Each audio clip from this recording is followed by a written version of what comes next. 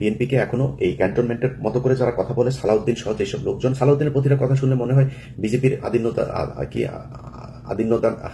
আদিন্যনাথ সে মনে হয় কথা বলছে, দিলীপ কুমার বোধহয় কথা বলছে, সালাউদ্দিনের কথা শুনলে এরকম মনে হয়। তো এই জিনিস যদি নাকি সরাইতে না পারেন দল থেকে, দলের জন্য ভয়ঙ্কর বিপদ আছে। যেসব ছাগলের 3 নাম্বার বাচ্চারা আমরা কথা বললে, বিএনপিকে নিয়ে সমালোচনা করলে, তারপরে ওদের নেতাদের কথাবার্তা শুনে আমাদের বিরুদ্ধে বিক্ষোভ মিছিল করে, ঝাড়ু মিছিল, জুতা মিছিল বের করে। ওটা ছাগলের বাচ্চা। তোদের বাপেদের বেশিরভাগই সমস্যা হয় নাই।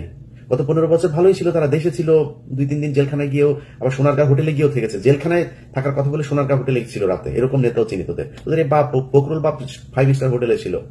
তোদের এরকম অনেক বাপ আছে, তোদের গয়েশ্বর বাপ ঢুকার একদিক দিয়ে ঢুকে, আরেক দিক দিয়ে পিজি হাসপাতালে গিয়ে ভিআইপি ক্যাবিনে ঢুকে। এগুলো আমরা জানি। এইসব ঘটনা আমাদের শোনাইতে শোনা সমস্যা হবে তোমাদের। পেদায় পাশার চামড়া লাল করে দিবে এবার।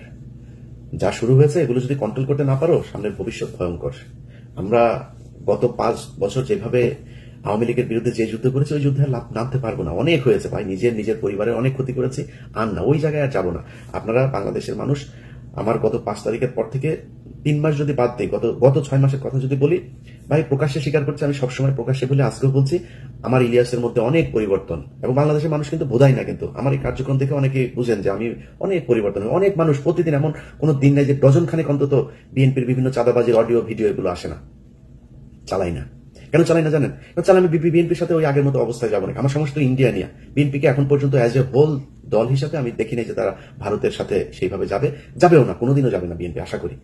তো আমি কেন তাদের সাথে করবো? সব বিষয় নিয়ে তো ভাই এত দেশপ্রেমিক একা একা ফাটাকেষ্ট হয়ে দেশকে চেঞ্জ করে ফেলতে পারবো না। যে কারণে অনেক কিছু এখন কম্প্রোমাইজ করি, কথাবার্তাও খুব হিসাব করে বলি, অনেক কিছু দেখেও না দেখার ভান করি। এটার জন্য আপনাদের কাছে ভাই ক্ষমা চাই নিচ্ছি।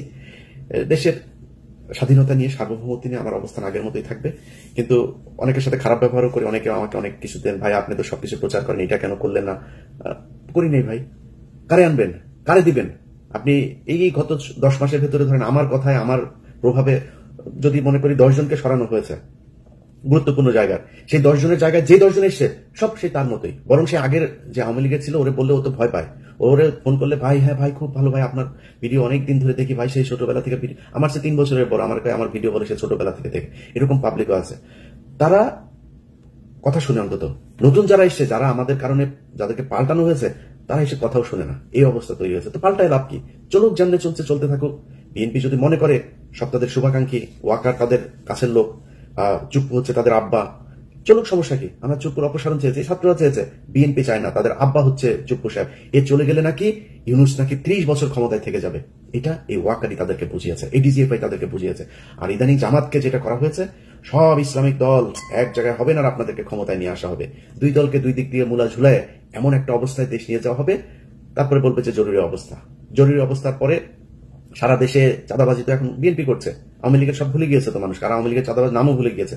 এই ধরেন আজ থেকে 3 মাস পরে যদি জরুরি অবস্থা হয় দেশে, কাদেরকে ধরবে? সব বিএনপির লোকজনকে ধরবে। এবং আমরা দেখবো যে হ্যাঁ, এই তো 2 মাস আগে আমার কাছ থেকে চাঁদা নিয়েছে, এই তো সেই লোক। 2 বছর আগে কে কি করেছে সেটা ভুলে যাবে মানুষ। এটাই নিয়ম।